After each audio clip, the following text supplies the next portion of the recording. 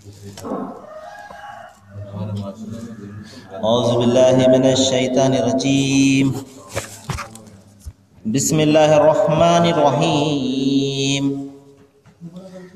वलक़द आतैना मूसल किताब व ख़फ़्फ़ैना मिन बअदिही बिर्रुसुलि व आतैना ईसा इब्न मर्यमल बय्यिनाति व अय्यदनाहु बिरूहिल क़ुदुस अफ़कुल्लमा जाअकुम रसूलुम बिमा ला तहवा अंफुसकुम इस्तकबरतुम फरीक़न कज़्ज़बतुम व फरीक़न तक़्तुलून। सदक़ल्लाहुल अज़ीम। అనంత కరుణామయుడు, అపార కృపాశీలుడు, పాలకుడు, పోషకుడు, సర్వలోక ప్రభు అయిన అల్లాహ్ శుభనామంతో ప్రారంభిస్తున్నాను. సోదరులారా, సోదరీమణులారా, అయ్యలారా, అమ్మలారా, అస్సలాము అలైకుం రహమతుల్లాహి వబరకాతుహు. సర్వలోక ప్రభు అయిన అల్లాహ్ మన అందరి జీవితాలలో శాంతిని, సమాధానాన్ని, కరుణను కురిపించునుగాక. ఆమీన్. ఇంతవరకు మీ ముందు మానవులందరి మార్గదర్శక గ్రంథం, దేవుని చివరి ప్రవక్త, మహాప్రవక్త ముహమ్మద్ సల్లల్లాహు అలైహి వసల్లం వారి మీద అవతరింపజేయబడినటువంటి చివరి దైవ గ్రంథమైన దివ్య ఖురాన్ నుండి 2వ అధ్యాయం 87వ వాక్యం ఒక అరబీ మూలంలో మీ ముందు పట్టించడం జరిగింది. దీని అనువాదం: మేము మరియం కుమారుడైన ఈసాకు స్పష్టమైనటువంటి సూచనను ఇచ్చి పంపాము, పరిశుద్ధాత్మ ద్వారా అతనికి సహాయం చేశాము. మీ మనోకాంక్షలకు వ్యతిరేకంగా వారు ఏదైనా మీ వద్దకు తీసుకువచ్చినప్పుడు మీరు వారి పట్ల తలబిరుసుతనంతో ప్రవర్తించారు.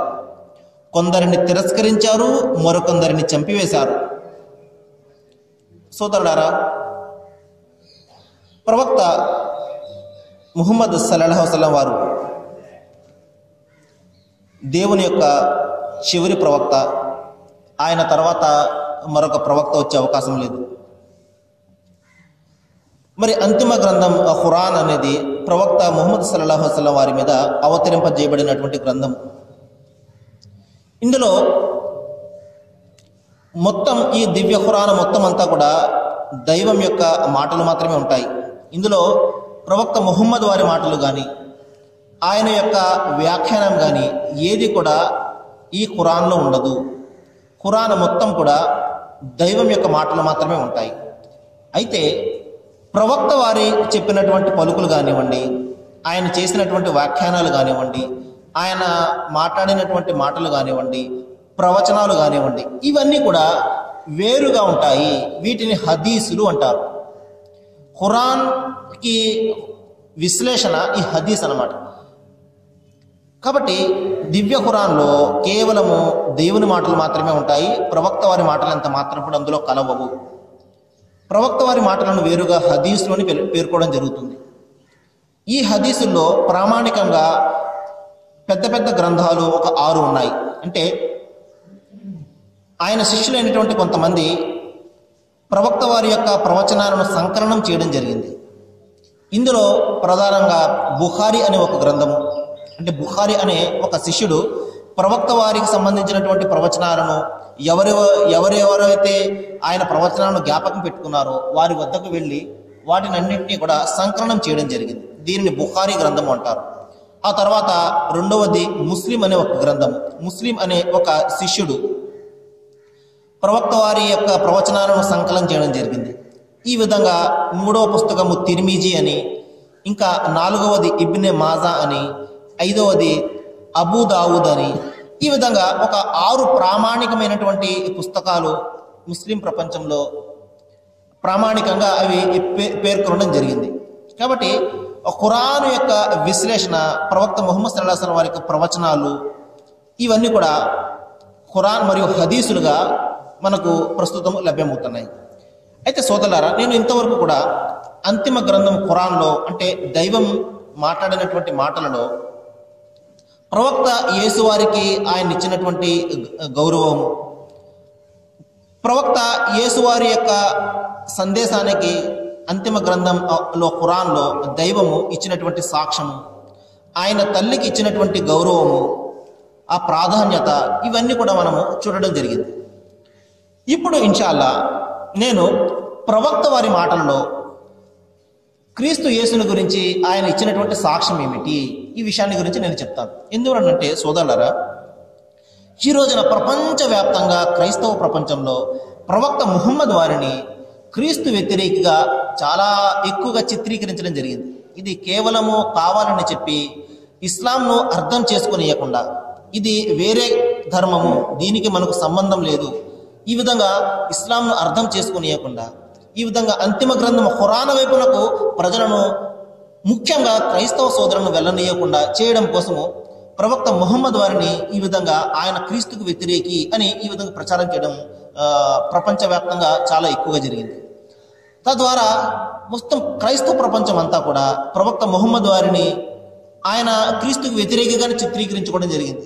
కానీ వాస్తవానికి ఆయన ఇచ్చినటువంటి సాక్ష్యం ఏమిటి, ఖురాన్లో కానీ ఆయన యొక్క ప్రవచనాలను కానీ ప్రవక్త యేసు వారి గురించి ఆయన ఇచ్చినటువంటి సాక్ష్యం ఏమిటి, ఆయన ఏ విధంగా ఆయనను మహిమపరచడం జరిగింది, ఘనపరచడం జరిగింది, ఈ విషయాలను ఎవ్వరూ కూడా ఇంతవరకు కూడా తెలుసుకోవడానికి ప్రయత్నం చేయలేదు. ఒకవేళ తెలిసినా కూడా అది చెప్పడానికి ఎవరు కూడా ప్రయత్నం చేయలేదు. అయితే రండి సోదరులారా, నేను ఈ రోజున ప్రవక్త ముహమ్మద్ సల్లల్లాహు అలైహి వసల్లం వారు ఆయన ప్రవచనాలలో క్రీస్తు వారి గురించి చెప్పినటువంటి విషయాలు ఏమిటి, ఈ విషయాల గురించి నేను చెప్పడానికి ప్రయత్నం చేస్తాను. అంతిమ గ్రంథము ఖురాన్లో దైవము క్రీస్తు యేసుని గురించి చెప్తూ ఆయన ఇచ్చినటువంటి సందేశాన్ని గురించి చెప్తున్నారు. ఓ ఇజ్రాయేల్ జాతి ప్రజలారా, నేను మీ వద్దకు అల్లాహచే పంపబడినటువంటి ఒక ప్రవక్తను. ఆయన నాకు పరిశుద్ధాత్మ ద్వారా సహాయం చేశాడు, నా తల్లిని పరిశుద్ధురాలిగా చేశాడు. నేను మీ వద్దకు ఆయన సందేశాన్ని తీసుకుని వచ్చాను. అదేమిటంటే ఆయన నాకు ప్రభువే, మీకు ప్రభువే, ఆయనను మాత్రమే మీరు ఆరాధించండి, ఇది ఒక్కటే నిజమైనటువంటి మార్గము అని ఆయన సందేశం ఇచ్చిన తర్వాత ఇంకొక మాట కూడా ఆయన చెప్పడం జరిగింది. అదేమిటంటే, నేను నా తర్వాత మరొక ప్రవక్త రాబోతున్నారు అన్న శుభవార్తను నేను మీకు ఇస్తున్నాను. ఇన్ని రసూలుల్లాహి ఇలైకుం ముసద్దిఖల్ లిమా బైన యదహు మినత్ తౌరాత్, నేను నాకు పూర్వం వచ్చినటువంటి తౌరాత్ను నేను ద్రోహపరుస్తున్నాను, నా తర్వాత మరొక ప్రవక్త రాబోతున్నారు అన్న శుభవార్తను మీకు ఇస్తున్నాను. ఆయన పేరు అహ్మద్ అని ఖురాన్లో చెప్పడం జరిగింది. కాబట్టి సోదరులారా, ప్రవక్త యేసు వారు వెళ్తూ ఆయన తర్వాత మరొక ప్రవక్త వస్తారు. ఆయన వచ్చి సమస్తాన్ని కూడా బోధిస్తారు. నేను చెప్పిన విషయాలన్నీ కూడా మీకు జ్ఞాపకం చేస్తారు. ప్రధానంగా ఆయన వచ్చి నన్ను మహిమపరుస్తారు అని చెప్పడం జరిగింది. సోదరులారా, మనము చారిత్రాత్మకంగా కొన్ని విషయాలను గమనించినట్లయితే, ప్రవక్త క్రీస్తు తర్వాత 500 సంవత్సరాలకు ప్రవక్త ముహమ్మద్ వారు ఉద్భవించడం జరిగింది. వీరి మధ్యలో మరే ప్రవక్త కూడా రాలేదు. మరి ప్రవక్త యేసు తర్వాత ఆయనలాగే ఏకేశ్వర సిద్ధాంతాన్ని బోధించి, ఆయనలాగే తండ్రి ఒక్కడిని దైవంగా ఆరాధించండి అన్న సందేశాన్ని బోధించి, తండ్రిని మరియు ప్రవక్త యేసును మహిమపరిచి ఘనపరిచింది కేవలము ప్రవక్త ముహమ్మద్ వారే సల్లల్లాహు అలైహి వసల్లం. ఆయనమే దైవం శాంతి కురియుగాక, దైవ శాంతి కురియుగాక. ఇది మనము గమనించినట్లయితే క్రీస్తు తర్వాత 500 సంవత్సరాలకు వచ్చి ఆయన సందేశాన్ని, ఆయనను మహిమపరిచింది కేవలము ప్రవక్త ముహమ్మద్ వారు మాత్రమే. ఇది మన క్రైస్తవ సోదరులు ముఖ్యంగా గమనించాలి. చూడండి, ఒకవేళ ఆయన క్రీస్తు వ్యతిరేకి అయితే ఆయనను ప్రవక్త యేసు వారిని ఘనపరచవలసిన, మహిమపరచవలసిన అవసరం ఆయనకి ఎంత మాత్రం కూడా ఉండదు. ఆయన తన గురించి బోధించుకునేవారు, తను ఇచ్చినటువంటి ధర్మాన్ని గురించి బోధించుకునేవారు తప్పించి గత ప్రవక్తల గురించి చెప్పవలసిన అవసరం ఆయనకి ఎంత మాత్రం కూడా ఉండేది కాదు. కానీ దైవ ప్రవక్తలందరూ, నేను నిన్న చెప్పడం జరిగింది, దైవ ప్రవక్తలందరూ కూడా దేవుని తరపు నుండి వచ్చిన వారే. వారిలో ఎటువంటి విభేదాలు ఉండవు. విభేదాలన్నీ కూడా మనుషుల్లో ఉంటాయి. ఎందుకంటే మనుషులు మతాలను సృష్టించుకుంటారు కాబట్టి విభేదాలు ఉంటాయి. కానీ దైవం దగ్గర మతాలు ఉండవు. దైవం దగ్గర ధర్మం ఒకటే ఉంటుంది. అదేమిటంటే ఆయన ఒక్కడిని మాత్రమే ఆరాధించడం అనే ధర్మం. అయితే రండి సోదరులారా, ఇప్పుడు ప్రవక్త ముహమ్మద్ సల్లల్లాహు అలైహి వసల్లం వారు క్రీస్తు యేసుని గురించి ఇచ్చినటువంటి సాక్ష్యాన్ని గురించి నేను ఇప్పుడు మీకు చెప్పడానికి ప్రయత్నం చేస్తాను. చూడండి, ఒక సందర్భంలో ప్రవక్త ముహమ్మద్ వారు చెప్పారు, ప్రవక్తలందరూ ఒకే తండ్రి సంతానము. ప్రవక్తలందరూ కూడా దైవం తరపు నుండి వచ్చిన వారు. ఏ విధంగా అయితే ఒకే తల్లిదండ్రుల గర్భంలో పుట్టినటువంటి వారందరూ కూడా అన్నదమ్ములు మాదిరిగా ఉంటారు, అదేవిధంగా ప్రవక్తలందరూ కూడా ఒకే తండ్రి సంతానం లాంటి వారు, అంటే అన్నదమ్ములు లాంటి వారు ప్రవక్తలందరూ కూడా. నేను ఈసాకు అత్యంత దగ్గరలో ఉన్నాను. అంటే మరియం పుత్రుడైనటువంటి ఈసా అంటే క్రీస్తు యేసుకు నేను అత్యంత దగ్గరలో ఉన్నాను. అంటే క్రీస్తు యేసు తర్వాత వచ్చినది ప్రవక్త ముహమ్మద్ వారే, మధ్యలో ఏ ప్రవక్త కూడా రాలేదు. నేను ఆయనకు అత్యంత దగ్గరలో ఉన్నాను, ఆయనకు నాకు మధ్య ఏ ప్రవక్త లేడు. చూడండి, ఒక బిడ్డ తర్వాత మరొక బిడ్డ పుడితే వారిద్దరి మధ్య ఎంత అనుబంధం ఉంటుంది. ఇదే విధంగా ఇటువంటి అనుబంధమే నాకును మరియు ప్రవక్త యేసు వారికి ఉన్నది అని చెప్పేసి ముహమ్మద్ సల్లల్లాహు అలైహి వసల్లం వారు సాక్ష్యం ఇవ్వడం జరిగింది. చూడండి సోదరులారా, మరి ఎవరైతే ప్రవక్త ముహమ్మద్ వారు క్రీస్తుకు వ్యతిరేకని ఎవరైతే చిత్రీకరించుకున్నారో తమ మనసుల్లో, ఇది వారు ఆలోచించవలసినటువంటి విషయము. ప్రవక్త ముహమ్మద్ వారు ఏం చెప్పారండి? క్రీస్తు యేసుకు నేను అత్యంత దగ్గరలో ఉన్నాను, ఆయనకు నేను సోదరుడిని అని చెప్పడం జరిగింది. ఇంకొక సందర్భంలో ప్రవక్త ముహమ్మద్ వారు చెప్పారు, మరి పుట్టే ప్రతి బిడ్డను కూడా ఆ పుట్టుక సమయంలో శైతాను తాకుతూ ఉంటాడు. వాడు బిడ్డ పుట్టగానే తన యొక్క మాయాజాలాన్ని ప్రదర్శించడం మొదలు పెడతాడు. వాడిని ఏ విధంగా నేను మార్గాన్ని తప్పించాలి అని చెప్పేసి. చూడండి, బిడ్డ పుట్టగానే తల్లిదండ్రులు ఏం చేస్తారు? ఆ ఏకైక దేవుడు అనేటువంటి ఆ సృష్టికర్తను ఎదురుపెట్టేసి, నేను పలానావాని నేను మొక్కుకున్నాను కాబట్టి నాకు బిడ్డ పుట్టాడు అని, పలానావానికి నేను ఈ విధంగా చేశాను అని చెప్పేసి నేను విన్నపం చేసుకున్నానని బిడ్డ పుట్టాడు అని పుట్టగానే దేవునికి సాటి కల్పించడం ప్రారంభిస్తారు. ఈ విధంగా బిడ్డ పుట్టగానే ఆ యొక్క దైవాగ్రహానికి గురి చేసే ఆ పనులలో మనిషి ప్రారంభించేస్తాడు. ఈ విధంగా బిడ్డ పుట్టగానే మొదలు పెట్టేస్తాడు శైతాను తన యొక్క ప్లాన్. కానీ ప్రవక్త ముహమ్మద్ సల్లల్లాహు అలైహి వసల్లం వారు చెప్పారు, ప్రతి బిడ్డను శైతాను తాకుతాడు, కానీ ఆ విధంగా తాకనటువంటి బిడ్డలు ఇద్దరు ఉన్నారు. వారు ఎవరంటే, ఒకరు మరియం పుత్రుడైనటువంటి ఈసా మరియు ఆయన తల్లి. మరియం పుత్రుడైనటువంటి క్రీస్తు యేసు ఇద్దరిని కూడా శైతాను అనేవాడు తాకలేదు. చూడండి ఎంత గొప్ప సాక్ష్యం ఇస్తున్నారో, ఎంత గొప్పగా ఘనపరుస్తున్నారో ఒకసారి ఆలోచించండి సోదరులారా. ఆయన తన గురించి తాను చెప్పుకునేవారు, కానీ ఆ విధంగా చెప్పడం లేదు. సత్యాన్ని ఆయన బోధిస్తున్నారు. ఏం చెప్తున్నారు? ప్రతి బిడ్డను శైతాను తాకుతాడు, కానీ క్రీస్తు యేసును మరియు ఆయన తల్లిని శైతాన్ అనేవాడు తాకలేదు. అంత పరిశుద్ధులు వాళ్ళు అని చెప్పేసి ప్రవక్త ముహమ్మద్ వారు తమ ప్రవచనాల్లో సాక్ష్యం ఇస్తున్నారు. ఇంకా ప్రవక్త వారు చెప్పారు, పురుషుల్లో శ్రేష్ఠులు పరిపూర్ణులు చాలా మంది ఉన్నారు, కానీ స్త్రీలలో పరిపూర్ణురాలు కేవలము ఒక్కరే, ఆమె మరియము అని ప్రవక్త ముహమ్మద్ సల్లల్లాహు అలైహి వసల్లం వారు సాక్ష్యం ఇస్తున్నారు. చూడండి, ఆయన తల్లిని గురించి ఆయన చెప్పడం లేదు, ఆయన భార్యల గురించి ఆయన చెప్పడం లేదు. ప్రవక్త క్రీస్తు వారి యొక్క తల్లిని గురించి ఆయన సాక్ష్యం ఇస్తున్నారు. పురుషుల్లో చాలా మంది పరిపూర్ణులు ఉన్నారు, మహాత్ములు ఉన్నారు, కానీ స్త్రీలలో నిజమైనటువంటి పరిపూర్ణురాలు పరిశుద్ధురాలు ఒక్కరే ఉన్నారు, ఆమె మరియము అని చెప్పేసి ప్రవక్త క్రీస్తు వారి యొక్క తల్లిని గురించి ఆయన చెప్పడం జరిగింది. చూడండి, ఇన్ని అద్భుతమైనటువంటి సాక్ష్యాలు మీ జీవిత కాలంలో ఎప్పుడైనా విన్నారా సోదరులారా మీరు? మరి ఇన్ని అద్భుతమైనటువంటి సత్యాలు మనకు తెలియకపోతే, అపార్థాల మబ్బుల్లో మనం కూరుకుపోతే మనకు అన్నీ కూడా చెడుగానే కనబడతాయి. కాబట్టి ఏ విషయమైనా కూడా మనము స్వయంగా పరిశీలించి తెలుసుకోవాలి తప్ప ఎవరో చెప్పింది మనం ఎంత మాత్రం కూడా విశ్వసించకూడదు. ఎవరో చెప్పింది, మన గురువులు మన బోధకులు చెప్పింది మనము విశ్వసించామా? ఒకవేళ వారు చెప్పినది గ్రంథానికి అనుగుణంగా ఉన్నట్లయితే విశ్వసించాలి తప్పించి, గ్రంథం నుండి బయటకు వెళ్ళి వారు మాట్లాడుతున్నట్లయితే వారి మాటలను కూడా మనం విశ్వసించవలసిన పని లేదు. కాబట్టి సోదరులారా, సత్యం అనేది మనము అన్వేషిస్తేనే మనకు దొరుకుతుంది. అన్వేషించకుండా మనం ఇంట్లో కూర్చుంటే, ఎవరో చెప్పిన మాటలు మనం విన్నట్లయితే మనకు సత్యము అపార్థాల మబ్బుల్లో కూరుకుపోయి ఉంటుంది. సత్యాలన్నీ కూడా మనకు అసత్యాలుగానే కనబడుతుంటాయి. కాబట్టి చూడండి సోదరులారా, ఎంత అద్భుతమైనటువంటి సాక్ష్యాన్ని ప్రవక్త ముహమ్మద్ వారు క్రీస్తు యేసుని గురించి, ఆయన తల్లిని గురించి ఇస్తున్నారు. మరి మరొక ప్రవచనంలో ప్రవక్త ముహమ్మద్ వారు ఈ విధంగా సెలవిస్తున్నారు, దేవుడు ఒక్కడు తప్ప మరొక ఆరాధ్యుడు లేడని, ఆయన ఒక్కడు మరియు సాటి సమానము లేనివాడని ఎవరైతే సాక్ష్యం ఇస్తారో. చూడండి, ప్రవక్త ముహమ్మద్ వారు ఒక ప్రవచనంలో ఈ విధంగా బోధిస్తున్నారు, ఎవరికైతే దైవము స్వర్గాన్ని ప్రసాదిస్తాడో, ఎవరికైతే దైవము నరకం నుండి రక్షిస్తాడో, ఎవరికైతే దైవము సాఫల్యాన్ని ప్రసాదిస్తాడో వాళ్ళని గురించి చెప్తున్నారు. ఎవరికి ప్రసాదిస్తాడండి? ఎవరైతే దైవం ఒక్కడే, ఈ సృష్టికి కర్త ఒక్కడే, ఆయనకు సాటి సమానము లేదు, ఆయన పుట్టడు, ఆయన చనిపోడు, ఆయన స్వరూపము ఎవరికి కూడా తెలియదు, ఆయన ఆకారం ఎవరికి కూడా తెలియదు.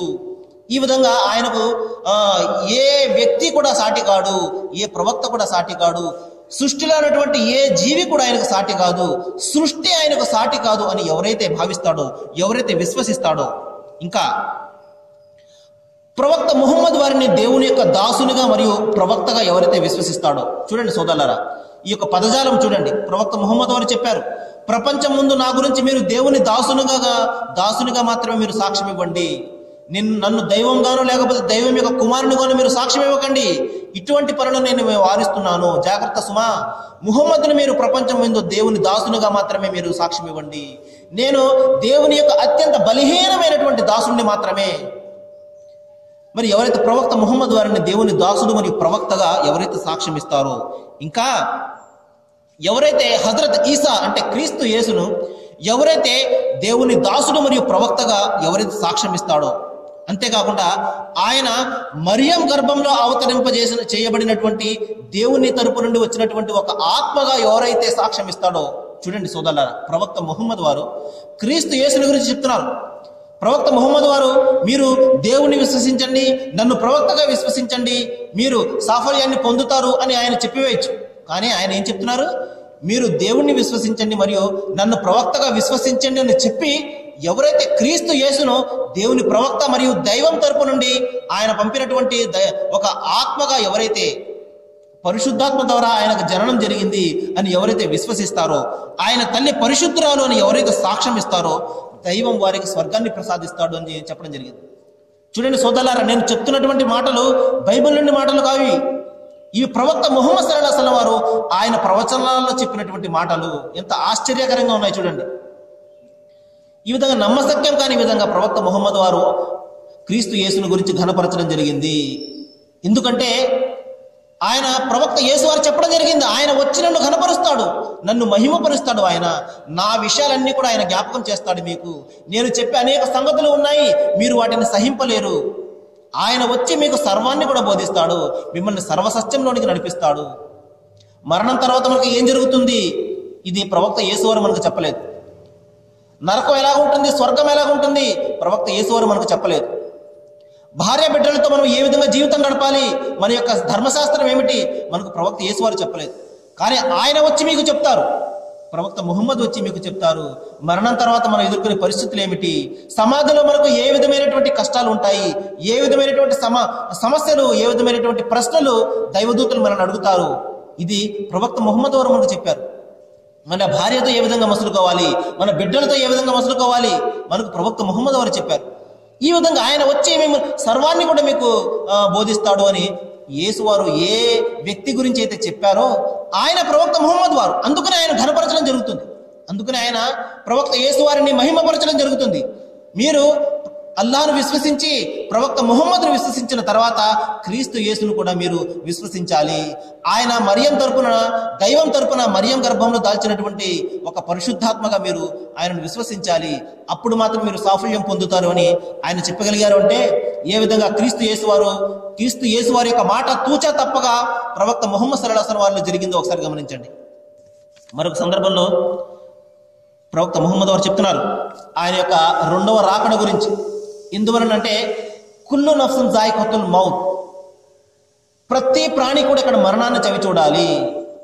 జాతుశ్ర ధ్రువ మృత్యు, ప్రతి మనిషి కూడా మృత్యువును చవి చూడాలి. కానీ ఈ విధంగా మృత్యువును చవి చూడకుండా దైవం వద్దకు ఎక్కిపోయినటువంటి వ్యక్తి ఒకే ఒకళ్ళు ఉన్నారు, ఆయనే క్రీస్తు యేసువారు.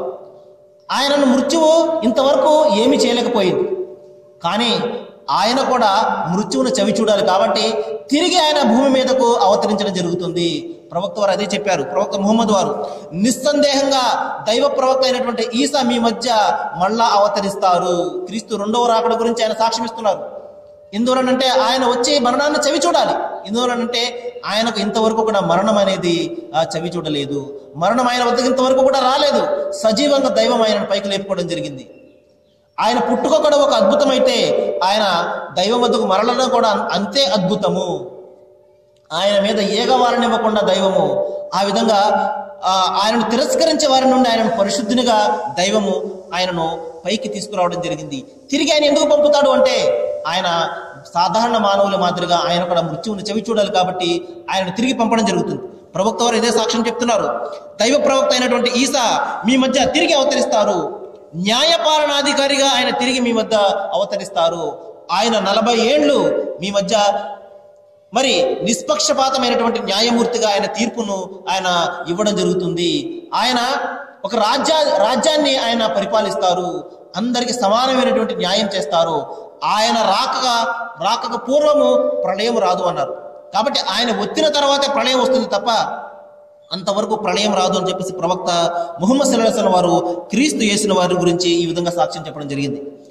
కాబట్టి సోదరులారా, నేను చెప్పే ఉద్దేశం ఒకటే, అపోహలను అంత మాత్రం కూడా నమ్మకూడదు. అపోహలను నమ్మినట్లయితే మనము అపార్థాల్లో కూరుకుపోతాము. సత్యం అనేది మరుగున పడిపోయి ఉంటుంది, దానిని మనం అన్వేషించాలి, అప్పుడు మాత్రమే అది మనకు దొక్కుతుంది. అది ఏదైనా కానివ్వండి, దైవం విషయంలోనైనా కానివ్వండి, మనకు సత్యాన్ని అన్వేషించినప్పుడు మాత్రమే మనకు సత్యం దొరుకుతుంది తప్ప మనము ఏ మాత్రం కష్టపడకుండా సత్యం నా వద్దకు రావాలి అంటే అంత మాత్రం కూడా రాదు. కాబట్టి మీరు అన్వేషించండి, పరిశీలించండి, ప్రవక్త ముహమ్మద్ సల్లల్లాహు అలైహి వసల్లం యొక్క జీవితాన్ని పరిశీలించండి, ఆయన ప్రవక్త యేసు వారి గురించి ఇచ్చినటువంటి సాక్ష్యాన్ని పరిశీలించండి. మరి ఈ విధంగా పరిశీలించినట్లయితే నిస్సందేహంగా అపార్థాలన్నీ కూడా పటాపంచలైపోతాయి.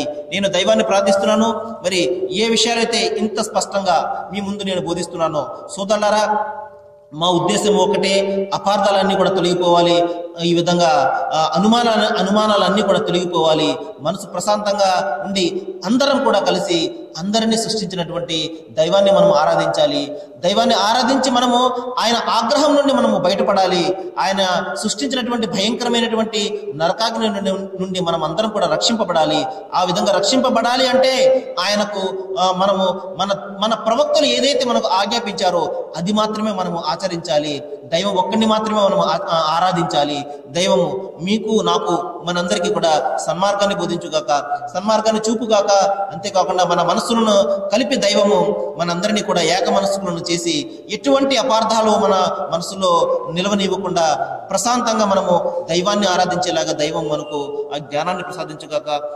వాఖిరు దవానా అల్హమ్దులిల్లాహి రబ్బిల్ ఆలమీన్. అస్సలాము అలైకుం.